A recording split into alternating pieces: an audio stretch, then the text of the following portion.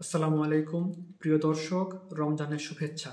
আজ পাঠ করব উন্নত জীবন গ্রন্থের অধ্যবসায়, পরিশ্রম, বিশ্বাস ও সহিষ্ণুতা প্রবন্ধের প্রথম পর্ব। লেখক ডাক্তার লুৎফর রহমান। যে কাজই করো প্রথমবারেই কৃতকার্য হবে তা নয়, চেষ্টার দ্বারা ব্যর্থতা জয় করতে হবে। চেষ্টা করো, বারে বারে আঘাত করো, তোমার চেষ্টা ফলবতী হবে। কে কবে ভাগ্য বলে বড় হয়েছে? সাধনা ও পরিশ্রম ব্যতীত কে অর্থ ও সম্মান লাভ করেছে? বড় মানুষ যারা, তাদেরও গৌরব সম্মানের মূলে অনেক বছরের ধৈর্য ও সাধনা আছে। যে সমস্ত মানুষ ব্যর্থতাকে ভয় করে না, জয়ী হবে, এই বিশ্বাসে যারা কাজ করে তারাই জয়ী হয়। লেখাপড়া তুমি জানো না, তোমার মধ্যে যদি শুধু এই দুটি গুণ থাকে তাহলে তুমি বড় হতে পারো। সে দুটি গুণ অধ্যবসায় ও বিশ্বাস। প্রতিভা বলে অনেক মানুষ অসাধারণ কাজ করে, কিন্তু বহু বছরের সহিষ্ণু সাধনার কাছে প্রতিভার কোনো মূল্য নাই। কাজ করো, ধীর শান্ত হয়ে তুমি তোমার কর্তব্য করে যাও। প্রতিভা তোমাকে দেখে সংকোচ বোধ করবে। জগতে বহু বড় মানুষ জন্মেছেন, তাদের মধ্যে প্রতিভাবান অপেক্ষা পরিশ্রমী মানুষ অধিক।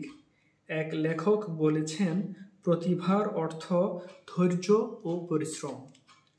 নিউটন বলেছেন, আমার আবিষ্কারের কারণ আমার প্রতিভা নয়, বহু বছরের পরিশ্রম ও নিরবচ্ছিন্ন চিন্তার ফলেই আমি আমাকে সার্থক করেছি।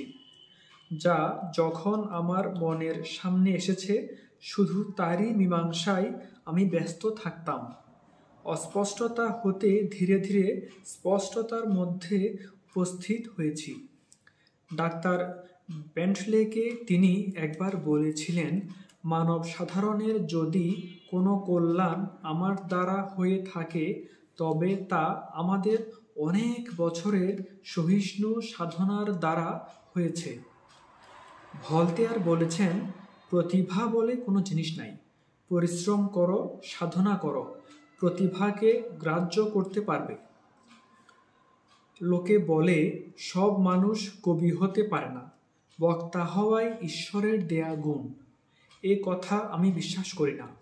ডাল্টনকে লোকে প্রতিভাবান বলতো, তিনি অস্বীকার করে বলতেন, পরিশ্রম ছাড়া আমি কিছু জানি না। পরিশ্রম, পর্যবেক্ষণ ও সহিষ্ণু সাধনার সম্মুখে কিছু অসম্ভব নয়। জগৎ ও সমাজ যারা গড়ে তুলেছেন, তারা যে সব প্রতিভাবান অসাধারণ বিশিষ্ট ক্ষমতায় ভাগ্যবান ছিলেন তা নয়। তারা ছিলেন পরিশ্রমী, সহিষ্ণু এবং সাধক। প্রতিভাকেও যদি সাধনা বা পরিশ্রম দ্বারা উজ্জ্বল করে না তোলা যায় তবে তার আদর হয় না। জগতের কল্যাণে তা আর বড় আসে না। স্যার রবার্ট পিল যখন বালক, তখন তার বাপ তাকে একখানা ছোট টেবিলের উপর তুলে দিয়ে বক্তৃতা দিতে বলতেন।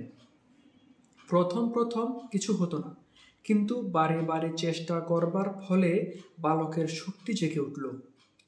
শেষ বয়সে তিনি বলতেন, তার অসাধারণ বাগ্মিতা ও তর্ক করবার ক্ষমতা সেই ছেলে বয়সের সাধনার মধ্যেই ছিল। ধীর হয়ে লেগে থাকো, তোমাকে দুঃখ করতে হবে না। ধীরভাবে লেগে থাকাই হচ্ছে কৃতকার্য হবার পথ। হাল কখনো ছেড়ো না, তরি জেগে উঠবেই। ধন্যবাদ।